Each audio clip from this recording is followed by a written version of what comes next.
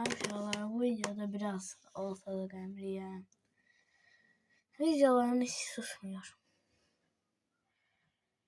Deməli, videolar susmuyor. Kanalı bağlatdırmağa deyəsən məcburam. Kanalı bağlayacağım. Ne diyeyim uşaqlar? Kanalı bağlayacağım da belə yorumlar gəlir.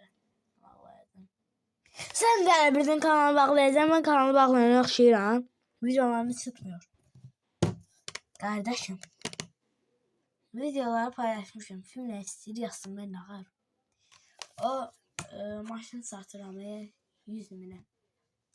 Oradaki ID'mizi de yazın. ID'mizi de yazın. Yollarımızı sancacağım. ID'mizi yazın. O deyir maşına 10 milyon siliyorsun. ID'mi yaz. Dostluq atın. Davay gel. Sen verirəm maşını. Başıma gəlmə. Almağı peşman olmuştum o maşını. Bu uşaqlar.